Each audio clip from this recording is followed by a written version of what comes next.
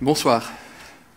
Ces dernières semaines, j'ai beaucoup insisté sur le risque que représentent les variants de la Covid-19, des formes différentes, je le rappelle, d'un même virus après qu'il ait muté génétiquement.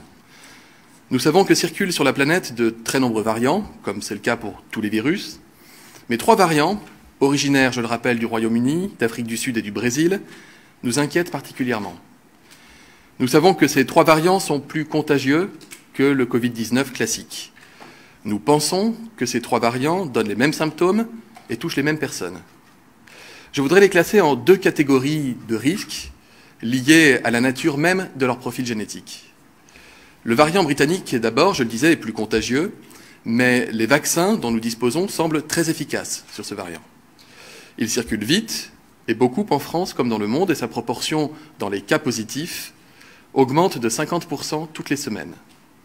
Nous estimons qu'il est responsable d'environ une infection sur 5 à une infection sur 4 en France à l'heure actuelle. Les scientifiques craignent que lorsque ce virus deviendrait majoritaire, il puisse, parce qu'il est plus contagieux, entraîner une poussée, voire une vague épidémique. Le couvre-feu, le respect des gestes barrières, les mesures de gestion que nous avons mises en place, notre stratégie offensive de tester, alerter, protéger, qui est fortement montée en puissance, nous ont déjà permis de freiner la diffusion de ce variant, comme elles nous ont permis d'ailleurs de freiner la diffusion du virus en général dans notre pays. Les prochaines semaines nous diront si cela a suffi ou si nous devons nous résigner à prendre des mesures complémentaires de type confinement. Chaque semaine que nous gagnons sur ce variant est une semaine de respiration pour notre pays, de vaccination pour les plus fragiles d'entre nous, et nous rapproche de jours moins favorables à la circulation du virus à mesure que nous approchons du printemps. Nous ne faisons pas de paris sur l'avenir, mais nous constatons que nous avons déjà gagné du temps. Et en tenant ensemble comme nous le faisons, nous espérons gagner suffisamment de temps pour éviter un confinement.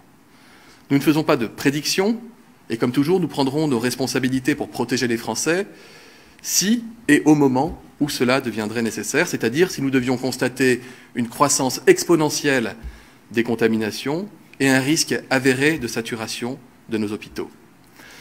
Ce n'est pour l'heure pas le cas. Le nombre de nouvelles contaminations reste stable, voire diminue légèrement, aux alentours des 20 000 contaminations par jour. Ce n'est pas le cas non plus s'agissant de la pression sanitaire. Elle est mesurée par le nombre d'hospitalisations et d'admissions en réanimation. Cette pression sanitaire reste forte dans notre pays, mais elle n'augmente pas. Les variants sud-africains et brésiliens, maintenant, eux aussi sont plus contagieux. Nous disposons de moins de données scientifiques à ce stade, mais il apparaît qu'ils peuvent occasionner des réinfections chez des personnes ayant déjà contracté le Covid-19, réinfections qui ont été observées au Brésil, à Manaus notamment, ainsi qu'en Afrique du Sud, et qu'on explique par une capacité du virus à contourner, à échapper aux anticorps qui ont été fabriqués par quelqu'un qui a déjà contracté la maladie du Covid-19 classique. C'est-à-dire que le virus muté arrive à contourner l'immunité. Par ailleurs, nous savons aussi que ces 2 variants, sud-africains et brésiliens, sont moins sensibles à certains vaccins disponibles. Ces variants circulent à ce stade moins en France métropolitaine, mais ils ne sont, par exemple, pas dénués du tout de responsabilité dans la vague épidémique qui sévit actuellement à Mayotte et qui nous a contraints, vous le savez, à décréter un confinement généralisé à Mayotte, qui bénéficie désormais du renfort de services de santé des armées. Nous considérons que la diffusion de ces deux variants, sud-africains et brésiliens, n'est pas encore inéluctable. Et c'est pourquoi nous mettons vraiment tout en œuvre, absolument tout en œuvre, pour arriver à freiner cette diffusion. C'est notamment, vous le savez, la raison pour laquelle nous avons fermé nos frontières, y compris d'ailleurs pour nos compatriotes, sauf motif impérieux.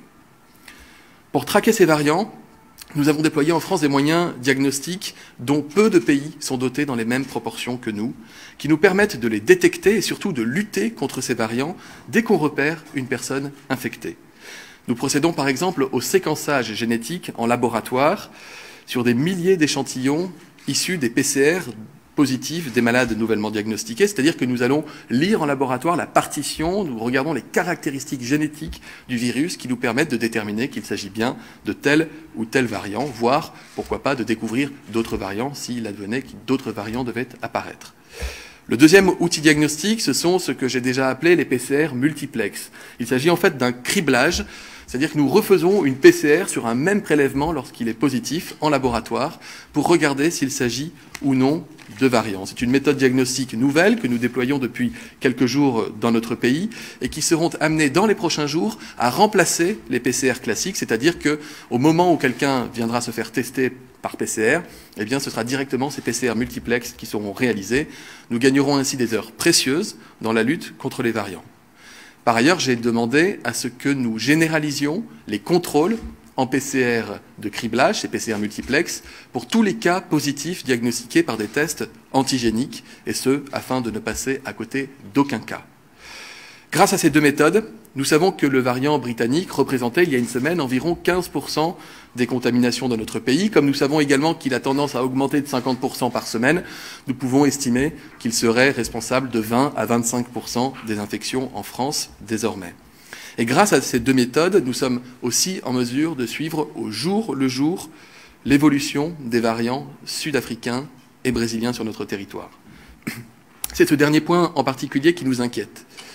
Je dispose des résultats de quelques 17 000 tests positifs réalisés sur les 4 derniers jours et qui ont bénéficié de cette méthode de criblage en PCR multiplex sur toute la France. Et ces résultats nous montrent que la proportion de virus qui présentent des mutations évocatrices des variants sud-africains et brésiliens, c'est-à-dire dont les mutations correspondent à des mutations qu'on retrouve dans ces variants, cette proportion, elle a augmenté. Elle serait, sur la base de cet échantillon, quand même important, 17 000 tests sur 4 jours, elle serait de l'ordre de 4 à 5% désormais à l'échelle du pays. La répartition de ces variants sud-africains et brésiliens est très hétérogène. Dans de nombreux départements, on n'en trouve pas la trace, ou alors une ou quelques unités de cas bien identifiés. Dans d'autres départements, on identifie une dizaine de cas, voire un peu plus, en règle générale liés à des clusters, et donc là aussi bien identifiés, et contre lesquels on peut donc lutter activement en descendant et en remontant les chaînes de contamination pour éviter leur propagation. C'est le cas notamment dans le département de la Dordogne, où près de 40 cas ont été identifiés sur les 4 derniers jours. Quand je vous parle d'identification et d'action, je parle de quoi ? Je parle de ce qu'on appelle le contact tracing renforcé et immédiat. On va identifier les personnes qui ont été cas contact, bien sûr, comme d'habitude, mais on fait aussi systématiquement du contact tracing rétrospectif, c'est-à-dire qu'on va aussi chercher à identifier les personnes qui ont pu vous contaminer. Je parle également de l'accompagnement renforcé à l'isolement avec la programmation systématique de passage d'infirmières libérales au domicile des personnes isolées. Je parle aussi de la prolongation désormais actée de la durée d'isolement pour tous les cas suspects de variants, qui n'est plus de 7 jours, mais qui est de 10 jours. Je parle également de la réalisation systématique d'un test PCR à J0 pour les personnes cas contact de personnes atteintes de variants, et d'un test PCR systématique de contrôle avant la levée de l'isolement. Et je parle enfin de la poursuite des efforts que nous demandons aux patients lorsqu'ils ont fini leur isolement. Pendant une semaine, ils doivent porter un masque chirurgical et réduire au maximum leurs contacts sociaux. La situation est un peu différente dans un département du territoire national, la Moselle. Et je le dis clairement, c'est une situation qui est plus inquiétante. Nous avons identifié dans ce département de la Moselle plus de 300 cas de mutations évocatrices de variants sud-africains et brésiliens ces 4 derniers jours. Et quand nous regardons en arrière, il y avait déjà 200 cas supplémentaires identifiés les jours précédents. Ces cas ne correspondent pas tous à des clusters. Les personnes malades n'ont pas nécessairement voyagé, n'ont pas nécessairement été en contact direct avec d'autres personnes ayant voyagé. Et nous faisons tout notre possible, évidemment, le maximum pour tracer et isoler tous les patients, les cas contacts, et ainsi casser les chaînes de contamination. La Moselle, je le remarque, est aussi un département où l'incidence générale est plus élevée que la moyenne, et c'est d'ailleurs le département où l'incidence est plus élevée que dans le reste de la région Grand Est. Nous n'avons pas à ce stade d'explication à la diffusion de ces variants dans ce territoire particulier de notre pays. Nous étudions évidemment toutes les pistes, notamment la proximité géographique de pays frontaliers. Dans tous les cas, il nous faut être prêts à agir, évidemment, si la situation devait le nécessiter, afin de protéger la population dans un territoire qui a déjà payé un lourd tribut à la pandémie. Je pense notamment à la première vague. Et nous devons aussi agir, évidemment, pour limiter au maximum les risques de diffusion de ces variants au reste du territoire national. Je me rendrai demain en Moselle pour évaluer sur place la situation échanger avec l'ensemble des élus du territoire, les acteurs de santé, le préfet, les responsables de l'agence régionale de santé. J'y mènerai une concertation afin d'anticiper les réponses qu'il nous faudra trouver collectivement. Et sans attendre, le préfet engagera ce soir à 19 h les discussions avec les différents élus du territoire. Je vous remercie.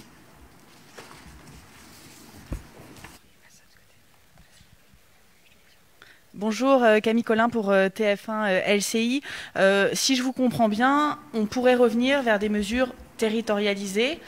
En Moselle, quelles sont les options que vous allez mettre sur la table ou sur lesquelles vous allez discuter avec les élus demain? Est-ce que ça peut être un couvre-feu aménagé? Est-ce que ça peut être un reconfinement? De quoi allez-vous discuter? Et enfin, quand est-ce qu'il faudrait agir? Est-ce que ça peut être des mesures qui seront mises en place dès ce week-end? Merci. Merci pour votre question à laquelle je m'attendais un peu et qui est tout à fait légitime. Quand je dis que je me rendrai sur place pour discuter avec tout le monde, envisager la situation, regarder au cas par cas la situation de chaque patient identifié, de chaque chaîne de contamination, c'est bien que je n'ai pas, à ce stade, les éléments me permettant de vous répondre. Si j'avais une réponse à vous donner, je l'aurais faite et je l'aurais d'ailleurs réservée aux élus du territoire ainsi qu'au préfet et à l'agence régionale de santé.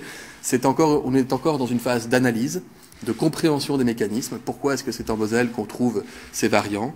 J'ai demandé également, sans attendre, au centre de recherche spécifique de procéder au séquençage génétique de tous ces cas pour vérifier s'il s'agit bien de variantes de nature sud-africaine ou brésilienne. Donc j'ai besoin d'avoir ces éléments de réponse. C'est pourquoi je me rends sur place. C'est là-bas que je serai le plus à même de vous répondre par la suite sur les mesures éventuellement à prendre. Bonsoir Monsieur le Ministre, Florent Tardif pour CNews Canal+. Je vais me permettre de rebondir sur la question de ma consoeur. Vous avez évoqué une seule fois lors de cette conférence de presse le terme confinement. Est-ce que, dû à la circulation des variants, vous redoutez aujourd'hui une troisième vague? Cela a été évoqué ce matin par Jérôme Salomon, le directeur général de la santé, qui était auditionné par des parlementaires. Et vous avez évoqué également, lors de votre conférence de presse, l'efficacité des vaccins face aux variants. Est-il possible, en fonction de la circulation du virus et notamment des variants que vous avez évoqués à l'instant, que vous arrêtiez l'injection de certains vaccins dans les semaines qui viennent, vaccins qui sont moins efficaces pour certains face à ces variants? Pour votre deuxième question, la réponse est non. Nous poursuivons la campagne de vaccination. La protection, c'est le cas partout en Europe.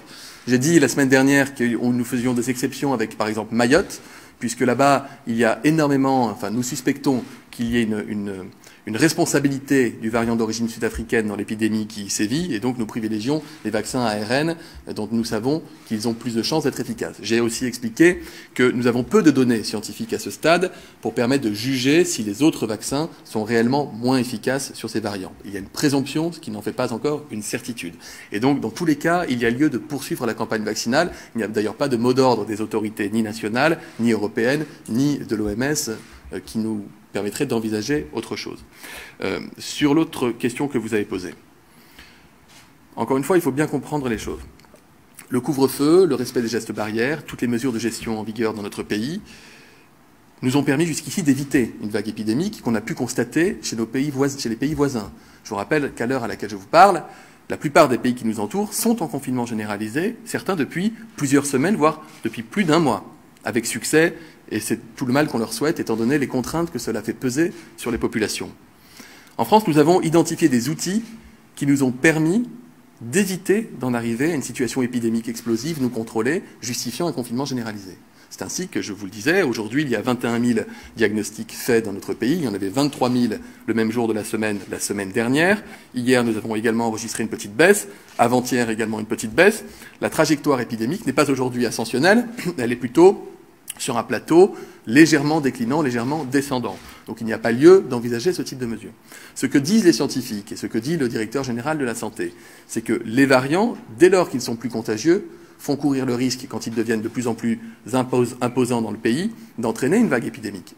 Et je ne dis pas autre chose quand je vous dis que si nous devions constater une poussée épidémique liée aux variants, d'abord nous le verrions, puisqu'il y aurait une augmentation du nombre de cas et pas une réduction du nombre de cas. Il y aurait une augmentation de la pression sanitaire et pas une stabilisation, même à un niveau élevé, je le rappelle, de la pression sanitaire sur nos hôpitaux. Et dans ce cas-là, nous serions contraints de prendre des mesures supplémentaires, évidemment, pour protéger les Français. Mais je le redis, en ne décidant pas un confinement généralisé il y a quelques semaines, là où tout le monde parlait de prendre cette décision, ce que je constate, c'est que nous avons gagné plusieurs semaines. Que ces semaines, elles ont été utiles, que nous avons pu vacciner davantage de Français. Aujourd'hui, près de 200 000 vaccinations ont été faites sur les 24 heures dans notre pays. Donc à mesure que nous vaccinons, à mesure qu'on s'éloigne un peu des mauvais jours en termes climatiques, le virus aime bien la pluie, le froid, il aime moins manifestement le soleil et quand il fait un peu plus chaud, donc ça arrivera dans pas si longtemps que ça. Donc chaque semaine qu'on gagne, c'est une semaine où on permet à nos commerces de fonctionner. C'est une semaine pendant laquelle on permet aux Français de sortir librement en dehors des horaires du couvre-feu. Donc quand on dit qu'il faut tenir ensemble, c'est qu'il ne tient qu'à nous, individuellement et collectivement, de prendre les bonnes décisions, de faire les bons choix au quotidien pour limiter les risques de contamination de soi-même et des autres et de nous permettre de tenir dans la durée. Aujourd'hui, c'est la situation qui est celle que je vous décris. Et grâce aux 2,3 millions de tests que nous faisons par semaine, désormais les tests salivaires que nous faisons dans les écoles, grâce à la politique vraiment acharnée que les agences régionales de santé et l'assurance maladie mènent sur le territoire pour identifier toutes les chaînes de contamination dès que quelqu'un est malade, toutes les personnes malades sont appelées dans les 24 heures. Elles sont isolées, on va les voir chez elles, on vérifie que les conditions sociales et sanitaires sont réunies qui leur permettent de respecter l'isolement dans de bonnes conditions. Et si ce n'est pas le cas, on peut leur proposer un hébergement à l'extérieur. Ou alors on leur propose de faire passer des acteurs du monde social pour les appuyer, les aider, les accompagner. Donc toute cette démarche-là, aujourd'hui, elle est payante dans notre pays. Et c'est vraiment ce qui nous différencie d'un certain nombre de pays voisins qui n'ont pas eu cette chance que nous avons d'avoir une situation que je qualifierais sous contrôle, fragile, incertaine, mais sous contrôle à l'heure actuelle. Nous prenons les deux dernières questions. Oui, bonsoir, Julia Vanels pour BFM TV. Vous l'avez évoqué, nos voisins européens sont confinés, contrairement à nous. Est-ce que vous ne craignez pas dans le futur une fracture qui s'instaure entre la France et ses voisins européens dans la gestion de la crise, dans peut-être les semaines ou les mois qui viennent? Et puis une deuxième question sur la vaccination, notamment sur la population des 65-74 ans, qui pour le moment ne peuvent pas se faire vacciner parce qu'ils sont soit trop âgés, soit trop jeunes. Quand est-ce que la vaccination va commencer pour cette population? Merci. D'abord, s'agissant de nos voisins, je rappelle qu'ils sont confinés parce qu'ils n'avaient plus le choix. L'Allemagne et l'Angleterre ont connu des journées avec plus de 1500 morts par jour. Ils ont connu des vagues exponentielles comme nous en avons connu aussi. Et donc, ils n'avaient pas d'autre alternative que celle d'un confinement généralisé parce que sinon, ils risquaient la saturation de leurs hôpitaux. C'est le cas aussi aux Pays-Bas, c'est le cas en Irlande, c'était le cas en Autriche, ça a été le cas dans de nombreux pays, y compris du sud de l'Europe. Je rappelle qu'en Espagne, il y a des régions qui sont en confinement généralisé, d'autres qui sont en couvre-feu. L'Italie aussi a pris des mesures très fortes parce qu'elle n'avait pas le choix de le faire. Encore une fois, je constate, et je ne dis pas ça, c'est pas un cocorico du tout, c'est pas l'objet, mais je constate que, au fur et à mesure de l'évolution de cette pandémie, nous avons trouvé des outils pour nous permettre de protéger les Français en limitant évidemment leur liberté, mais un minimum par rapport à ce qu'on peut constater à l'étranger. Nos écoles sont ouvertes, nos commerces sont ouverts, les lieux de culture ne le sont pas. Et nous nous battons chaque jour pour créer les conditions épidémiques qui permettront aux Français de retrouver cette vie. Donc, vous parlez du décalage avec les pays voisins. Nous discutons, tout ce que nous faisons, c'est en coopération avec nos voisins étroites. Moi, je m'entretiens toutes les semaines avec mes homologues allemands, espagnols, italiens, anglais aussi, pour pouvoir échanger sur les pratiques en cours dans les différents pays, échanger sur les données scientifiques. C'est fondamental. Et ce lien très fort qui nous unit nous permet, je dirais, d'agir dans le bon sens et dans les bonnes directions. Les décisions concertées sur les frontières en sont un exemple. La vaccination des 65-74 ans pourra commencer, je ne peux pas vous donner la semaine précise, mais ce sera au tout début du mois d'avril. Nous aurons, d'ici à la fin du mois de mars, proposé la vaccination, la primo-injection au public cible des 75 ans et plus et des personnes très vulnérables. Si d'autres données scientifiques nous permettaient de proposer des vaccins dont nous disposons qu'aujourd'hui on ne peut pas proposer aux 65 ans et plus, mais si d'autres données arrivaient d'ici là qui nous permettent d'ouvrir la vaccination, évidemment nous reverrions cette stratégie. Je dis aux personnes qui attendent la vaccination de tenir bon, que les vaccins arrivent. Je vous l'ai dit, 200 000 vaccinations aujourd'hui. On n'est pas dans un problème logistique, mais vraiment dans un enjeu d'afflux de vaccins, d'approvisionnement. Vous le savez, Agnès Pannier-Runacher, le gouvernement mobilise tous les laboratoires possibles en France et en Europe pour produire davantage de vaccins pour que ça arrive plus vite. Merci beaucoup.